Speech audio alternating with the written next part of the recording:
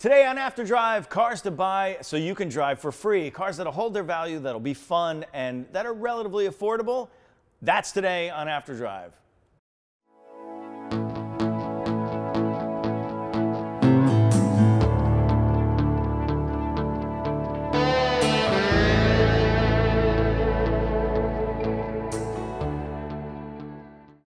Hey, welcome to After Drive. I'm Mike Spinelli from thedrive.com. We've got Mike and Zach from Classic Car Club Manhattan back on the seats, although you've switched again. Yeah. It's Role fine. reversal. Yeah. I'll have to do it just purely by facial recognition. I think you're normally here. No, you're always on the end. Yeah, I usually sit. You're always on this end. I'm usually in this. We're fully reversed. Yeah, I'm in the sort of old man seat. It's cool. Yeah, so anyway, today, we haven't done this kind of show in a while. It's the cars you should buy now. And normally people do this about collectibles, cars that you'll make some money on. Our priorities are kind of to drive for free, really, right? I mean, so to buy something that holds Right. its value, that's fun. Buy something cheap. Yeah, that's not hard to maintain. Right. That when you sell it, you may make some money or you may make no money, or you may lose a little money, but you won't lose enough money to make it not worth your while to have the fun actually driving. So it's a bit of like mechanical know-how, Okay. knowing like where cars fall in the grand spectrum of things, Right. and a little bit of taste and style. I think Yes. those are the elements of purchasing the right car to buy right Now. And the thing about that is that often dovetails into a car that is valuable on the buyer's market. I mean, a car that holds its value. We're in this time where cars are really hot things for people to buy. I mean, you know, Yeah. who thought that the 911 G-Body was going to be worth $40,000? I mean, this is... Well, we did, apparently. Yeah, Well, we you did guys because did. we But you did. well collectively we said that a long time ago. Well, we did. That was a couple of years ago. We had the 9/11 show. I mean, but we sort of saw it happening. There's a lot of hot money, Yeah. low interest rates, short-term treasury bonds are at an all-time low. I don't know anything that you just said. Well, no, I mean, but I Well, mean, you people know- with a lot of money want to put it somewhere. So the high end of the market is going crazy. So Right. now we're down at the sort of lower end of the market, and that's bubbling too. Well, I think there's a key element to all this too, though. Like, there's always like a kind of value for money factor here. And if you look at, yeah, you could go buy, you know, a nicely spec'd basic Prius for like $45,000, or at the time you could have bought a 911 SC for like 13 grand. Yeah. Like that car was way undervalued, you know. So I think that's a real element where the machine you're getting and the experience you get out of it is worth way more than the price you're paying for it. That's when the car is going to go somewhere. I think Zac Moseley, ladies and gentlemen, that's Zac, good. he's right. No, that's probably one of the best explanations of it I've heard. I think what's happening though is it's getting harder to find those cars because, me personally, I think everything's overvalued, and it's because Yeah. people with money are putting it into the stock market less. And we see it all the time. People saying, "I have some money I want to put into some cars. What do you recommend I get?" And that kind of breaks my heart a little bit every Yeah. time because I know that mostly those cars are parked in a garage and parked on a P&L sheet. Yeah. I sold my last car to the guy who, honestly, he offered me less than all the other people. Yeah. But he just really wanted to drive a great car and sort of made me know that, where everybody else just wanted like pictures of like VIN numbers stamped everywhere and Right. letters of, you know, certificates of authenticity and all that. And I felt like I was selling a really good car to be locked away in storage so someone could just make 200% on it in 6 years from now. Right. So I sold it to a driver, but And it's kind of, that's a sort of depressing thing for people who drive Yeah. and don't just collect. So, but, you know, there are always cars to buy that will, you know, do those things for you. Yeah. And that you don't have to spend 40 grand. I mean, even if you wanted to. So for the purpose of this conversation, a cheap car, I think, is cheap depending on the car. Right. So I don't know if that made sense It's, to anybody. no, it's but a whole value equation. it's a Yeah. value equation. Yeah, What's as the you said. experience you get out of it? Right? But you're- I mean, starting there, I mean, even cheap cars right now are more expensive than they were. So even Right. like we were talking about this before the show. $12,000 is the new $6,000, right? I mean, there are cars that you could have gotten for 5 or 6 grand, Camaros from the 70s or 80s that are in good condition, that are going up because the well-preserved one, you know, has that nostalgia value. I mean, like, you know, we talk about our ages, but like, I love when I find a car with its original striping package, right? Yeah, yeah. Like, and even Yeah. though people hate stripe And packages, you're from New Jersey and I'm from Long Island, so we like equally atrocious stripe packages. it's true. Just in the DNA, man. That's it. What are you gonna Exactly. do? Yeah, it's Yeah. true. Like the old Z28s and cars that said turbo across the bottom. I also well, we'll get to what your picks are, but like Yeah. on the Z28, I remember when I was a kid and like a neighbor had one, and you'd always like looking in the driveway or the garage, and sometimes it was open, you'd be like, that is so exotic. That is like the coolest thing ever, right? Right. They're kind of doing it to me again. Yeah, well, that's what happens. We unfortunately, like, people of a certain age drive this market. Right. When muscle cars were big, people in their 40s, 15 or 20 years ago, were really, really driving that muscle car market hard. Yeah. And what's next? So that's what we're talking about. Now they're driving the minivan market. Exactly. So Does Zach go first on this one? Yeah, because he's Yeah, the most sure. sensible. well, He is the most sensible. Not sensible. He's not sensible. He's totally rad, but he's the smartest. yeah. so. Now you're making my choices sound really predictable. No, I So- didn't mean that. No, but you're right. So I mean I'm just going after what I kind of find myself browsing for these days, and yeah, I'm always looking for something to be a bit of a unique daily driver, will give me enjoyment, but still kind of safely get me and my kids around and whatever.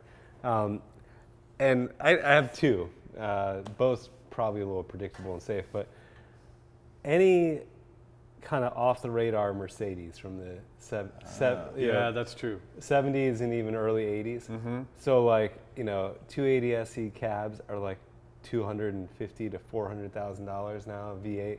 You can buy the same thing in a sedan for like $6,000. And you Yeah. know what? It's like mechanically, it's every bit of what the 280 SE cab is. Yeah. It's a really great car. It's incredibly engineered. They had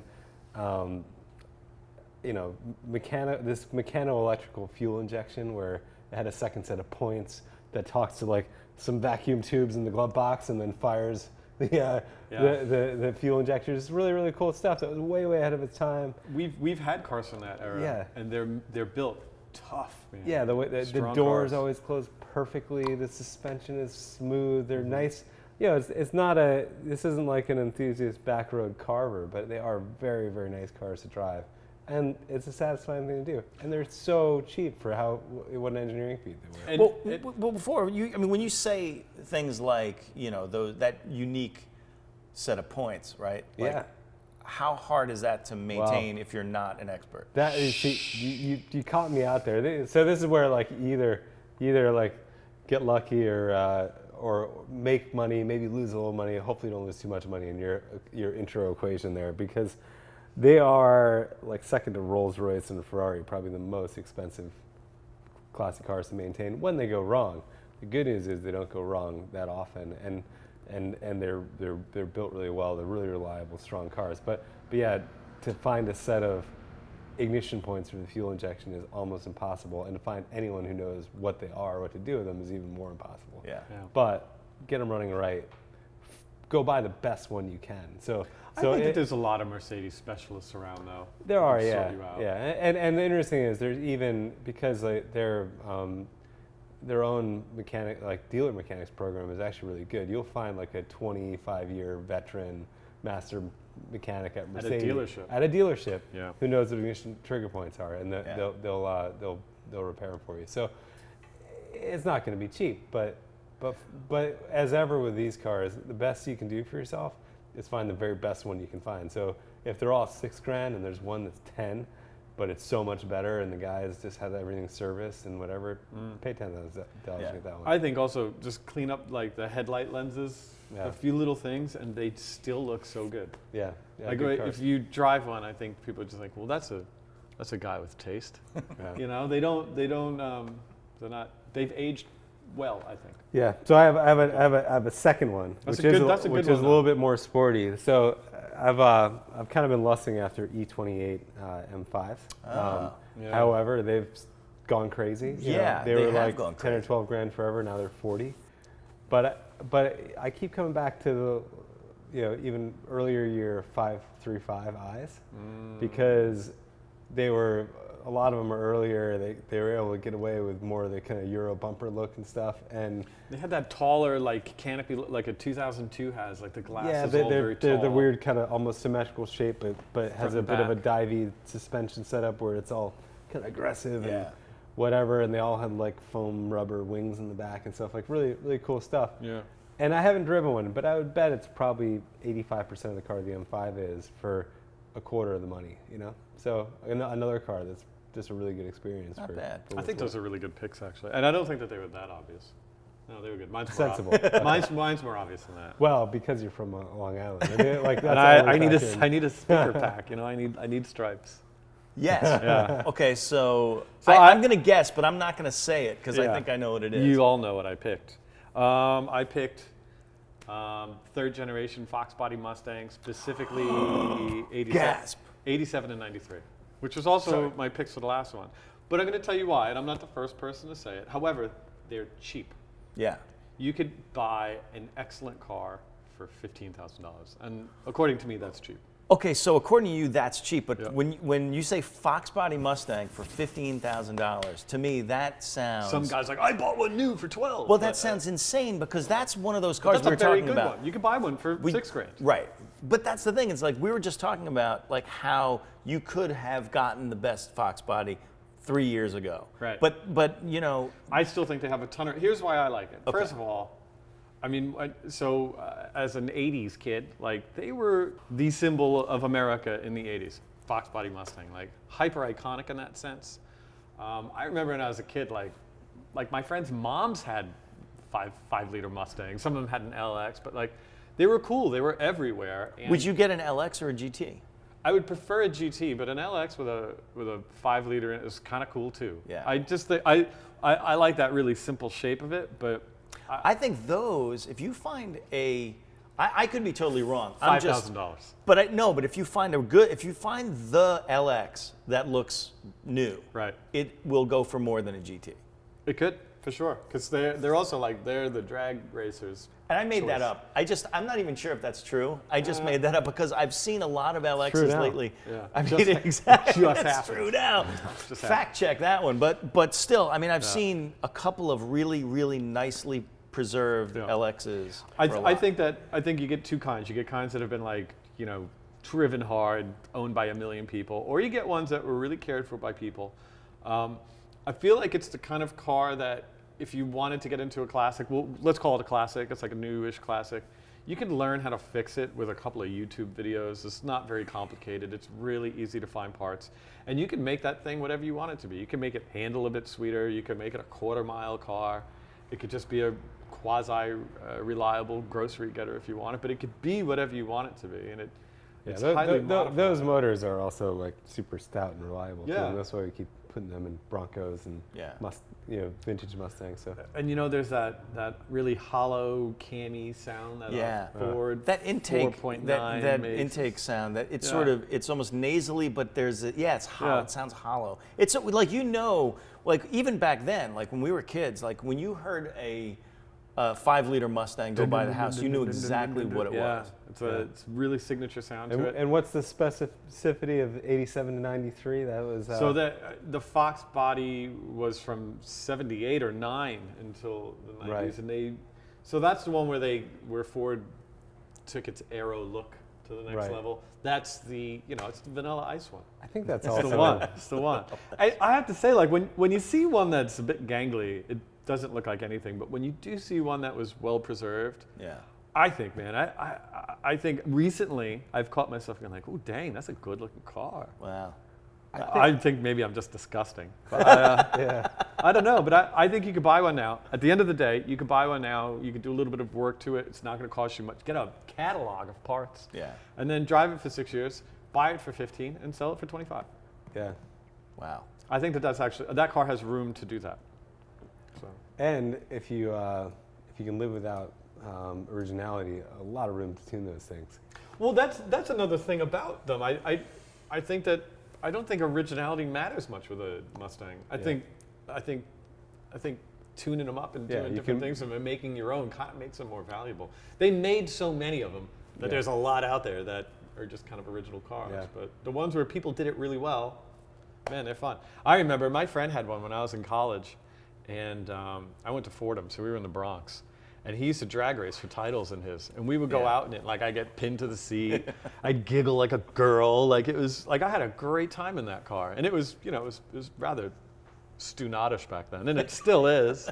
But, you know, I did have an incredibly good time driving around that car. We had fun, breaking a lot of laws. They were fun. All right, Spinelli, what do you got for us? All right, so of course, Anything brown. well, no, I'm going to go with the Jeff Lawson designed Jaguar XJR. Oh, I wonder why. So for me, think about this. So I bought this one, right? I don't know if you can see it. I'll do that. That's an XJR 100, right? It was a special edition package. But you don't need to get that one, right?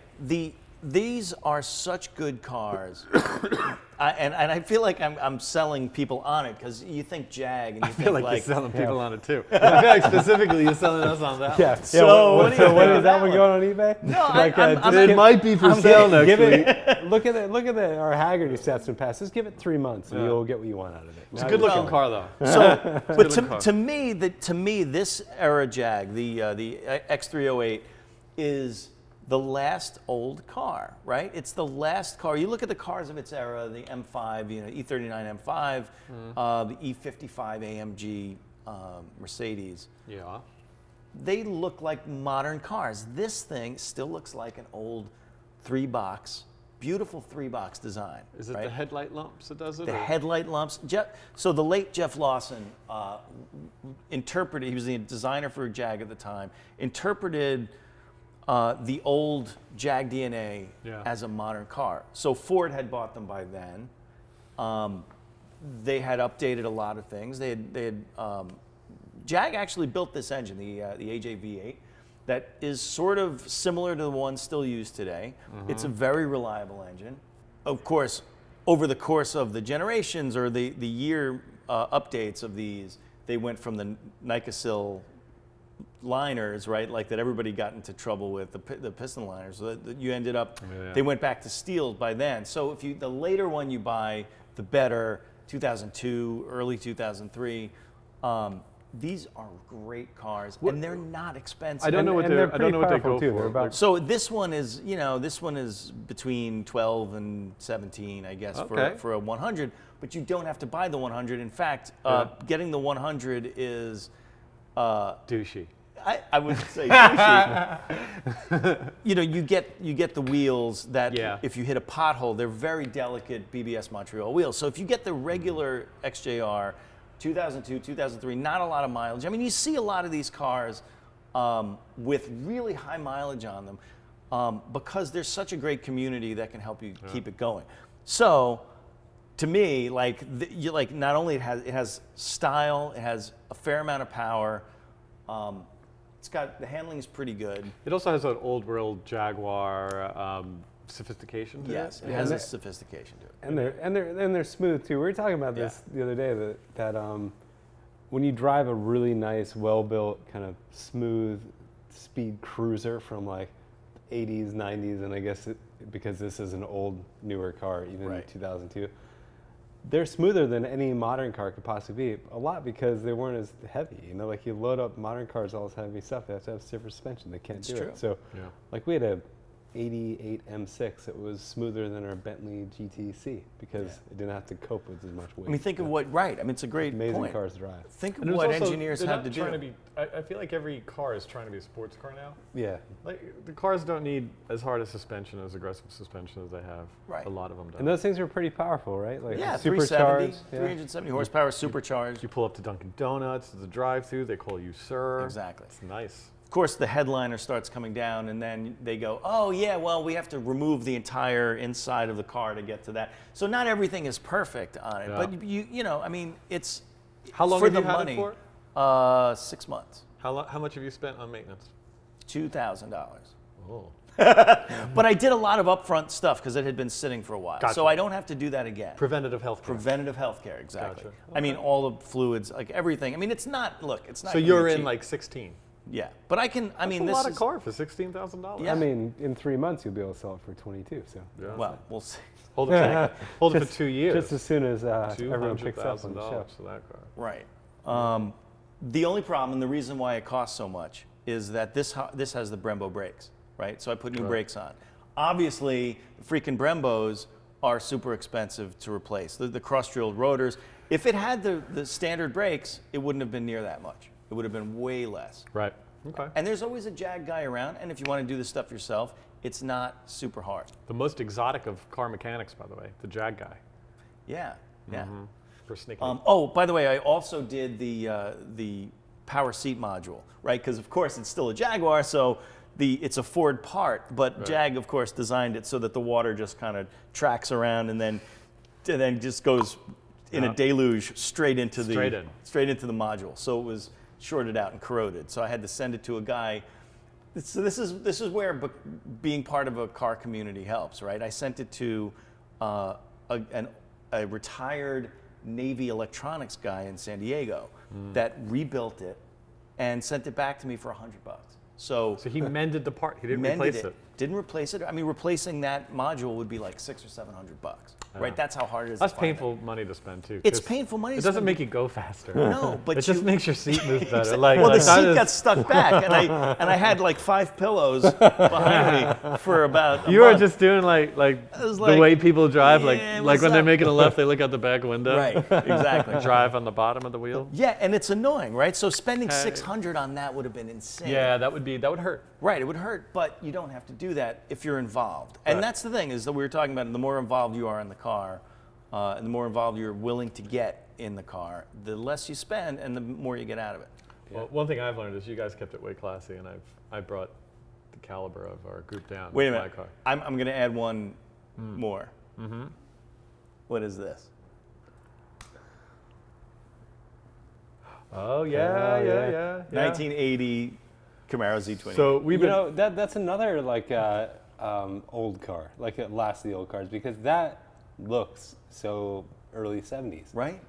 So you like all the cars that just like were slow to update, like We're slow to they drive. got lazy. Yeah. And then slow to They update. just kept the same body style for 14 years. That should have been like a 3-year run. They perfected it. Yeah, Right. you and me, we're so on the stripes. Yeah, man. Yeah, I that's mean, cool. Makes it go faster. so yeah, I mean, you know, this is definitely a nostalgia car for this generation, right? What does that kind of nostalgia cost us? 18.5. Wow. So that's all the money. That is all the money that you will ever spend on this car. This is probably the cleanest Camaro of that era I've seen. I believed everything you said until that last sentence. That's all you're ever going to spend on this car. No, it's cool though. I think you're right. Although, It is all the money, though. do you think in 6 years from now, after you put 100,000 more miles on this car, Right. what do you think it'll be worth? I think these cars, 10 years from now, in this condition, $40,000. Wow. Wow. Did you say 10 years? I think I said 10 years. Wow. Does that, I mean, if you get, see, that's the thing, is like the best ones of these. The regular ones are going to be worth $5,000, but Right. the really good ones are, you know, there is a kind of liquid market for these things now. Yeah. Okay, now if I were going to be real smart about this, I would say Honda S2000, right? Buy all the Honda S2000s you could find now, because it's got that one thing that no modern car has, and that is a high revving engine. And if the you- steering column that and doesn't it's- move. Exactly. I can't fit in them. I love that car. I'm not a big guy or anything. It's Well, just there's my that. ergonomics. Yeah, but Great to- car though. To Great my car. point, Yeah. Sorry. Did they make an adapter kit for that? Sorry. What was your point? no, but high revving engines are gone. Like, great car to drive. Super fun. right? So that would be my smart pick. Because that would be the kids who are 18. That would be their Yeah, nostalgia. exactly. So so you got to think about, they're getting older, they're getting more money. Right. You know, they're Damn kids. Yeah, damn kids getting money. Yeah. So there you go. Yeah. That's another good category though. Pretty good picks. All right. So you had BMW 535 and the off the radar 70s Mercedes. off the radar 70s Mercedes, those are really cool, by the way. Love those. You had the Fox Body Mustang, which I think 87 and 93. 8793. I think you're right. I mean, I think you can get the best If you're one gonna and if you're gonna it for drive free. one, drive it for free and make money. I feel you're golden in that area. Exactly. And of course, mine was Jag XJR 2002, 2003, 2001 even. Cool. With the 80s Camaro to go to the and roller then skate rink. The best 80s Camaro built in the 70s. Exactly, the best 80s Camaro built in the 70s you can find. That's right. That's it. So that's After Drive for today. And thanks for Zach and Mike from Thanks for Classic having Car us. Club Manhattan for Yeah. coming in again. And next time we'll be talking about something else. Let us know what you think in the comments below. Go to thedrive.com for more about cars.